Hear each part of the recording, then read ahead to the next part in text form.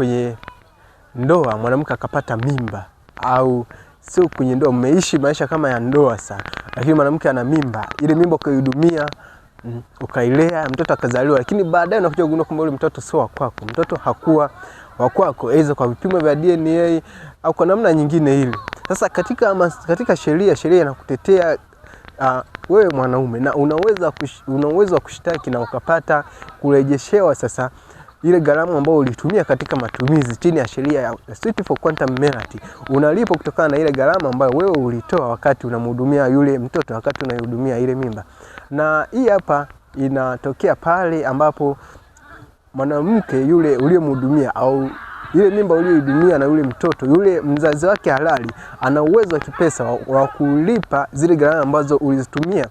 Kwa sababu gani nasema hivyo? Kwa sababu ukienda kumshtaki mahakamani na ikatokea yule mmiliki wa mtoto hana ule uwezo wa kifedha wa kulipa wewe, kitakachotokea pale utapoteza gharama yako nyingi katika kutoa pesa kule mahakamani na kuendesha ile kesi pasipokuwa na msaada wa moja kwa moja kurudishiwa kile kiasi ambacho wewe umekitumia katika shughuli za kimahakama, lakini pia katika kumhudumia mtoto na kuhudumia ile mimba.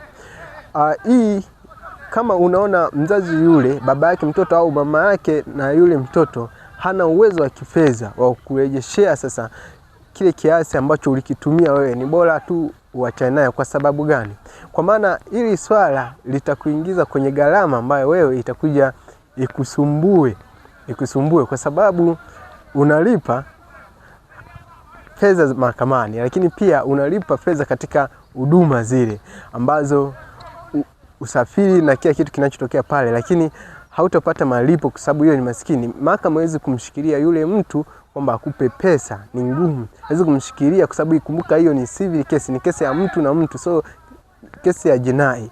Lakini unakuwa na haki za moja kwa moja na haki unazochukua hatua kama hilo swali limekutokea. Usikae kimya ukapoteza haki yako, ukapoteza kile kiasi cha pesa ambacho wewe ulikitumia kumhudumia yule mwanamke, kuhudumia ile mimba, lakini pia kumhudumia yule mtoto kama sio wa kwako.